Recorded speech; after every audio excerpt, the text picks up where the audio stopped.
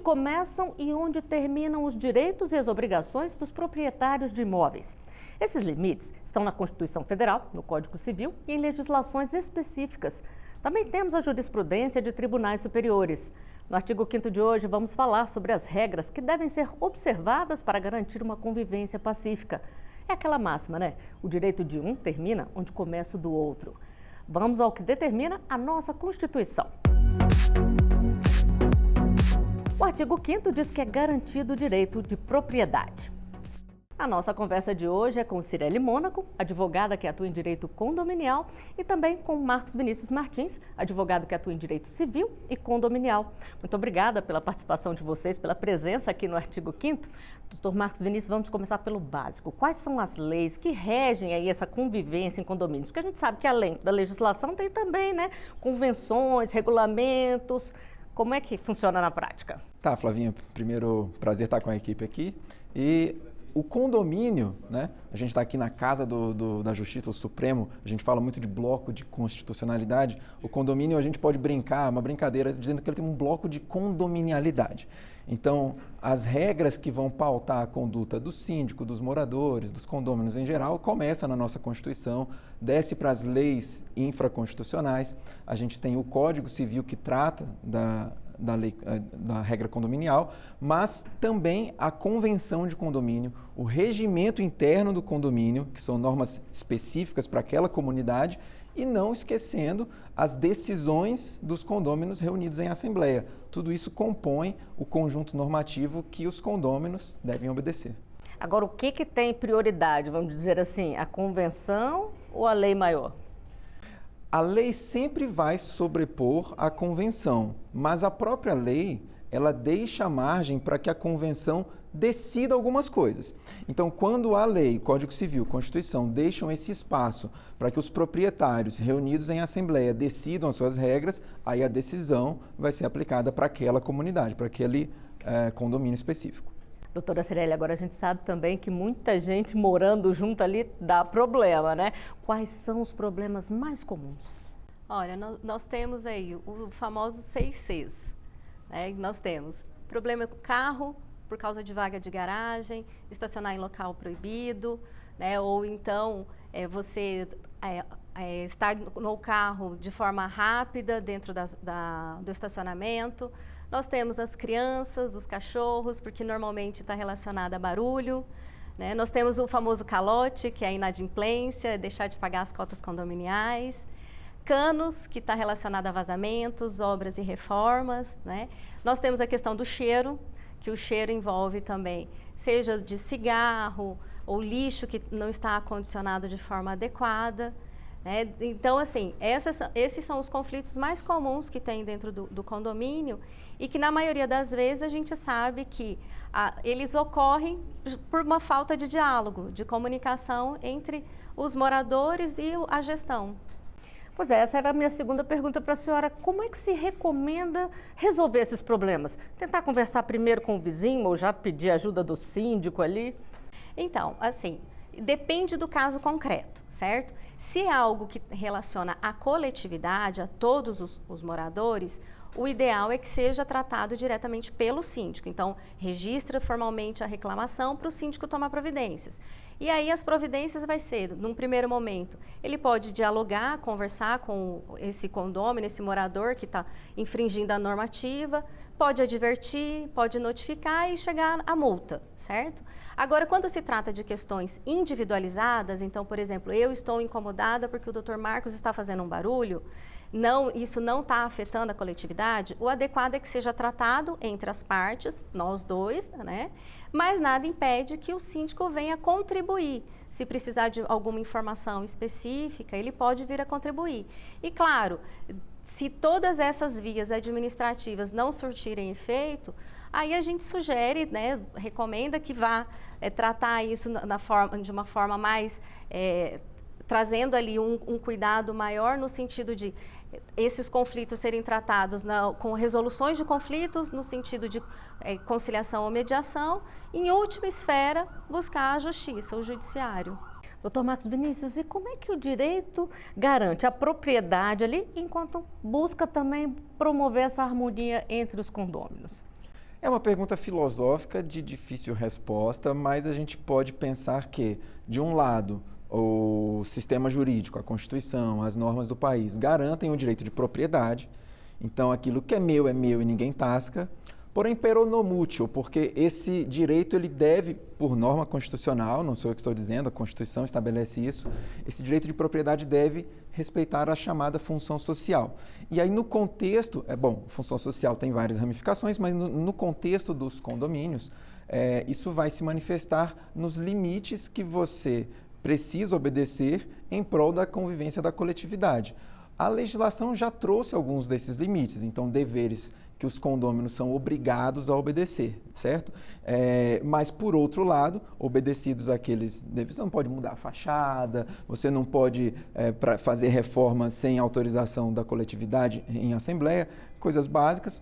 Mas, por outro lado, dentro da sua unidade, você tem ali o seu direito de propriedade. Então, é um equilíbrio entre esses dois vetores. Bom, e falando em limites, nós temos uma pergunta de telespectador sobre isso. Vamos conferir. O que fazer com aquele vizinho que sempre faz barulho e liga o som até tarde? Devo conversar diretamente com ele ou comunicar à administração do condomínio? Doutora Cirelli, e aí, o que fazer se é um problema constante? Então, se esse problema está relacionado à coletividade, esse barulho incomoda todos, é importante você formalizar, registrar, né, no livro de ocorrências do condomínio para que o síndico tome providências. Mas nada impede, se é um barulho específico, eu que estou incomodada com o meu vizinho, de você dialogar. Eu já tive situação de o meu vizinho, ele não tinha ideia que o barulho do som dele incomodava, eu gentilmente convidei para que ele fosse dentro da minha unidade, para ele ouvir o barulho. Aí ele realmente está alto. Eu falei, vamos combinar um limite que você vai continuar ouvindo o seu som e não vai me incomodar? Então, assim, nada melhor do que o diálogo. E o jeito de conversar faz toda a diferença, né? Porque a senhora chegou de uma forma educada, chamou para ouvir o barulho, se já chega brava, a resposta pode ser outra, né? Exatamente. É muito importante, né? Quando você for conversar, é o que eu sempre digo, assim, você está desarmado, é você trazer o conhecimento, porque na maioria das vezes, o medo ou o conflito é pela falta de conhecimento. Então, você trazendo essa informação de uma forma clara, explicando, justificando o motivo, que não é porque eu estou com raiva ou eu não gosto do meu vizinho, mas não, olha, a sua atitude está me afetando, podemos entrar num consenso? Então, isso é possível. Doutor Marcos Vinícius, e muita gente tem um imóvel e aluga esse imóvel. Se é o inquilino que está causando o problema ali, qual é a responsabilidade do proprietário? Maravilha essa pergunta, para que a gente toque acontece em vários... muito, né? É o famoso raro, mas acontece muito, né? Que a gente dizia aqui. Mas, para começo de conversa, o desrespeito à norma condominial por parte do inquilino representa violação do contrato de aluguel. Então, ele pode ser chamado a responder dentro do contrato de aluguel, por, de repente, até um despejo, por violação de norma de conduta do condomínio. Então, esse é um primeiro ponto que nem todo mundo lembra. E em relação ao condomínio propriamente dito, você pode ter o condomínio por conduta do morador, o morador inquilino, aplicando sanções ao proprietário, na medida em que ele é o titular do direito de propriedade, ele é o dono da unidade condominial. Juridicamente, o condômino é o proprietário, não é o inquilino morador.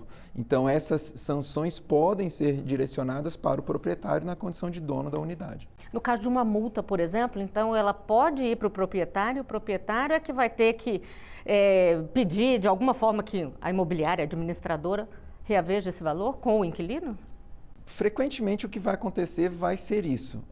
A administração do condomínio vai direcionar a multa para o proprietário porque, entre aspas, Flávia, entre aspas, né, a gente está multando a unidade. Né? Entre aspas, porque você aplica a penalidade à pessoa ao proprietário. Mas a ideia é que o direito vincula as obrigações nascidas em função daquela unidade ao proprietário. E aí sim, o proprietário vai buscar o seu a satisfação, o ressarcimento, eventualmente uma ruptura de contrato de locação, o reembolso da multa que teve que pagar com o seu querido inquilino.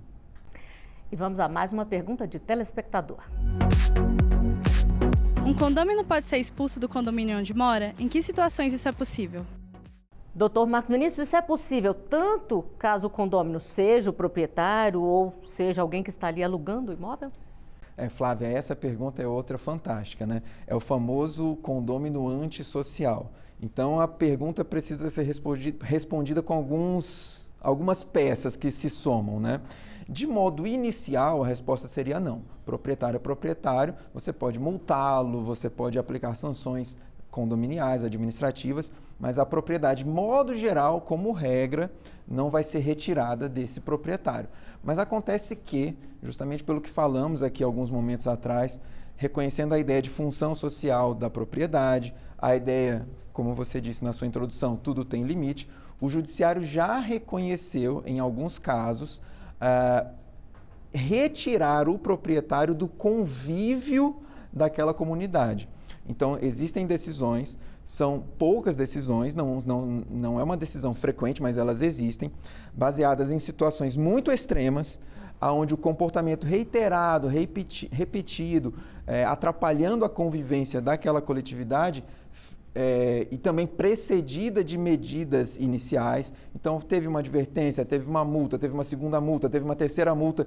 Quando o judiciário viu que nada adiantou, e aí sim se chegou a essas decisões de retirada do convívio. Lembrando, ele não foi expropriado, não tiraram o direito de dono dele, mas simplesmente falaram: aqui você não pode morar. Você aluga, põe um familiar emprestado, mas você não pode ocupar por conta dessas condutas. Mas são decisões muito, muito raras. Casos graves, né? Casos graves não é o dia a dia do judiciário. Bom, a gente vai continuar esse bate-papo aqui daqui a pouquinho. Agora o artigo 5º vai um rápido intervalo. A gente volta já.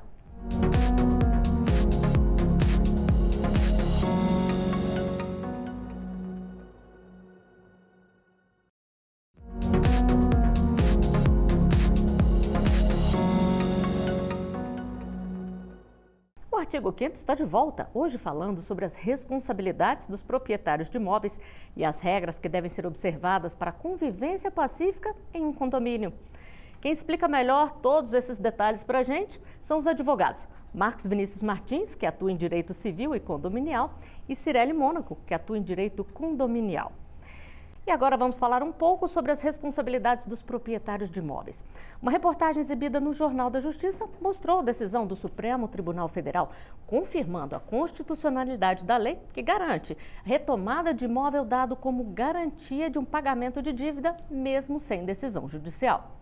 Na prática, o plenário manteve a lei como é hoje, ou seja, permite que o banco ou qualquer instituição financeira possa tomar sem decisão judicial aquele imóvel que está sendo financiado e que está com o pagamento das parcelas em atraso.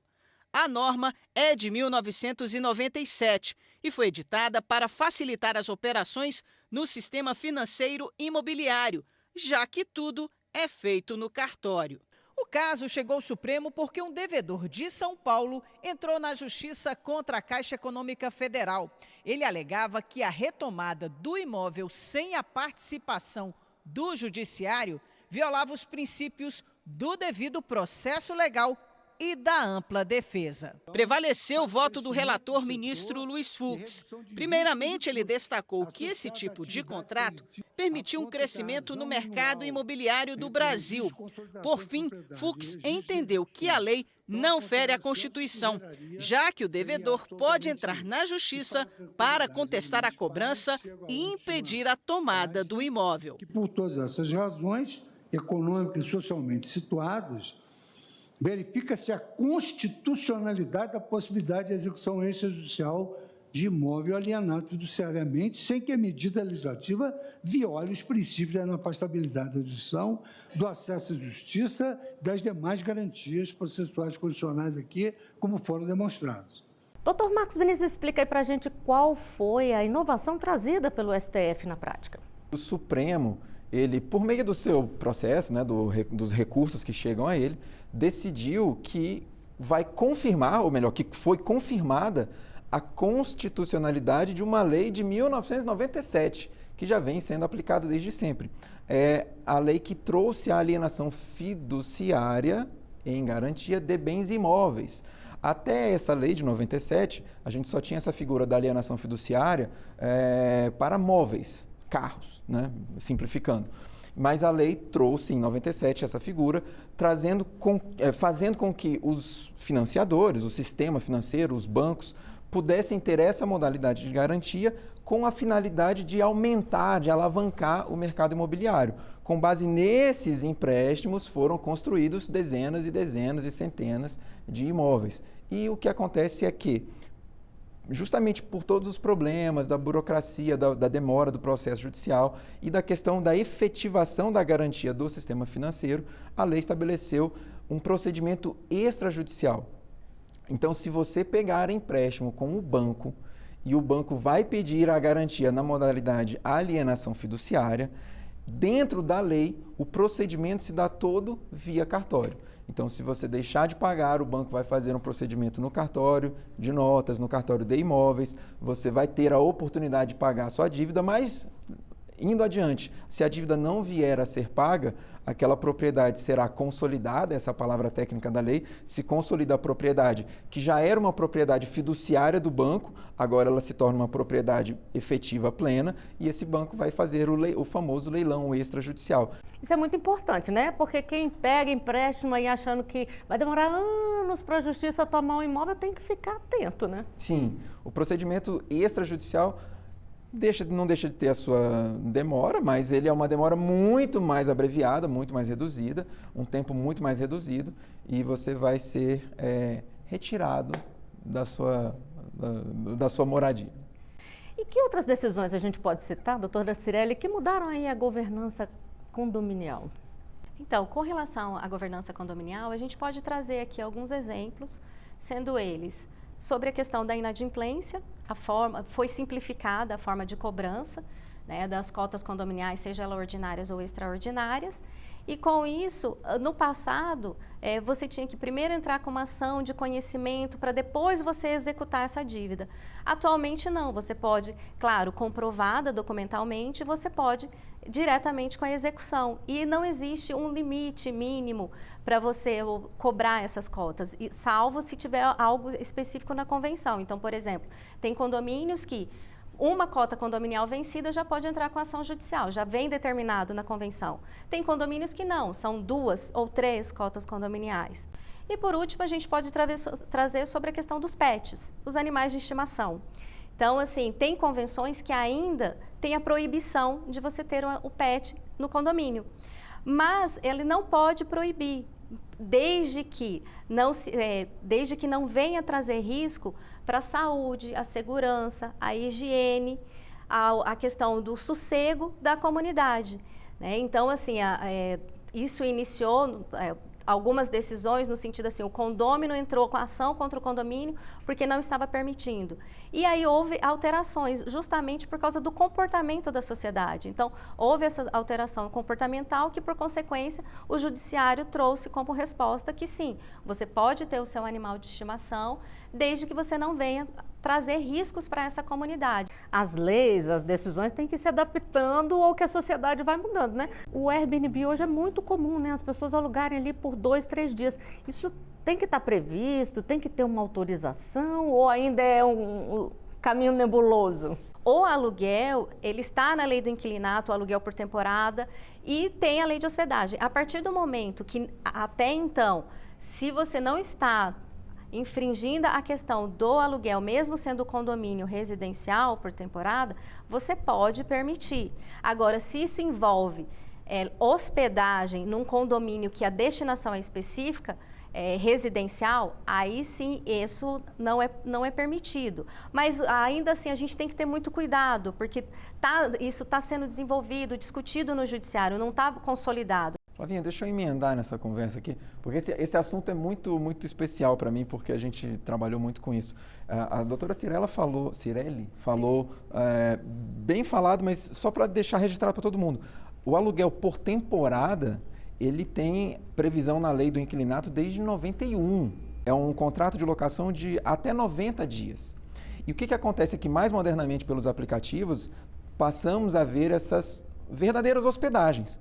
Então, o que a gente vem chamando muda aí, a função o que a gente vem chamando aí nos debates, nos tribunais, nas salas de aula, do aluguel de curtíssima temporada. Não é o aluguel por temporada, que eu vou fazer a reforma no meu apartamento, preciso de um lugar para morar, e eu alugo por 30 dias, 60 dias. Não é essa temporada. É essa rotatividade de 1 dia, 2, 3, aí entra um, sai outro, que justamente os debates que vêm ao judiciário, eles vêm muito pelo viés da segurança. Está entrando gente aqui que eu não sei quem é, e 1 dia, 2. E os primeiros julgados que tiveram ali uma virada, que os tribunais, o STJ passou a dizer que isso não valia a pena, vê que os aluguéis eram feitos independente do aplicativo. Era um aluguel de curtíssima temporada, feito por anúncio na faculdade, aquela famosa República. E temos mais uma pergunta de telespectador. Vamos ver.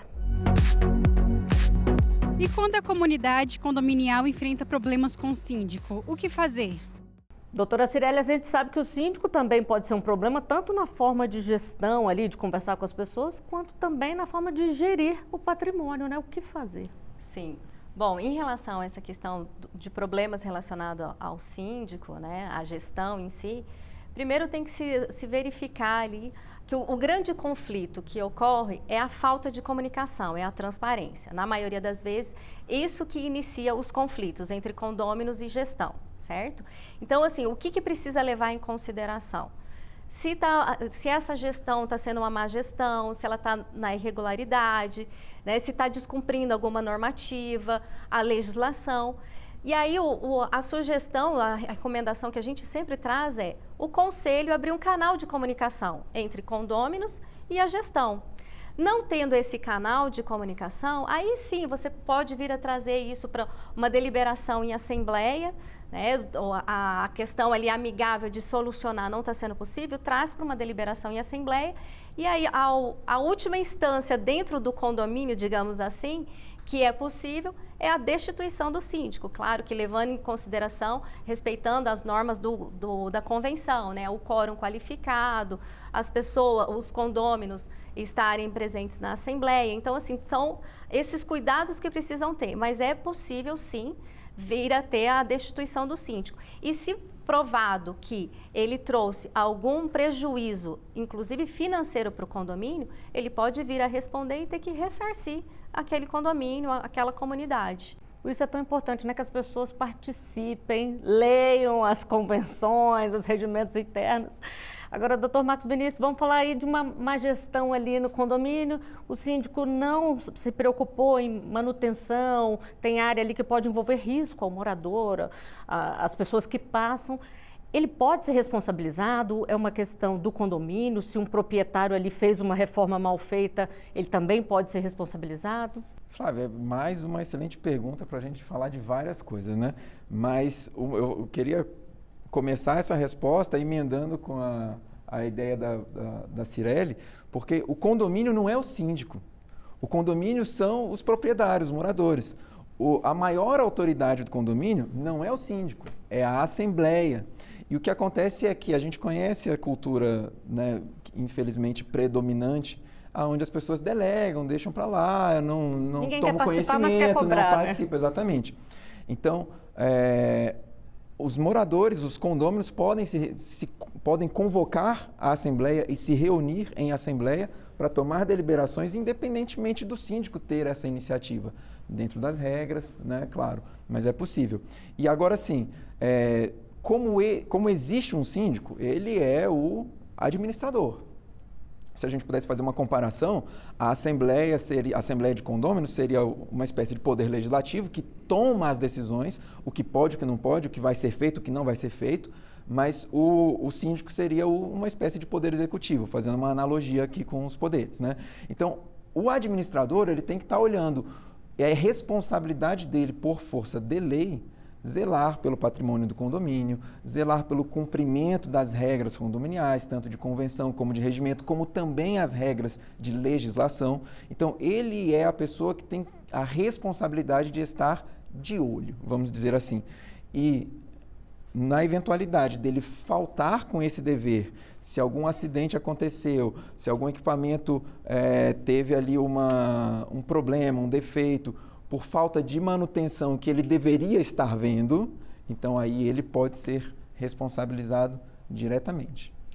Rapidamente, só para a gente encerrar aqui, fazer reforma que envolve estrutura do apartamento tem que ter autorização antes? Rapidamente, para encerrar, sim, a gente precisa da autorização do síndico, não a autorização do síndico, mas a gente precisa que os projetos de reforma sejam levados para que o síndico exerça a sua função de conferir se aquela reforma está adequada com a equipe técnica. Quem vai fazer a reforma vai ter ali uma assessoria técnica, um engenheiro, um arquiteto, que vão se responsabilizar por dizer que aquela obra é adequada com a estrutura física do prédio. Bom, acho que a gente esclareceu muitas coisas aqui. O nosso programa de hoje está chegando ao final. Doutora Cirelli, doutor Marcos Vinícius, muito obrigada pela participação aqui no Artigo 5º de hoje. Eu que agradeço. Sempre às ordens. E agradeço também a sua companhia. Você pode rever os nossos programas nas redes sociais. Você encontra a gente pelo @Rádio e TV Justiça. Até o próximo Artigo 5º. Tchau.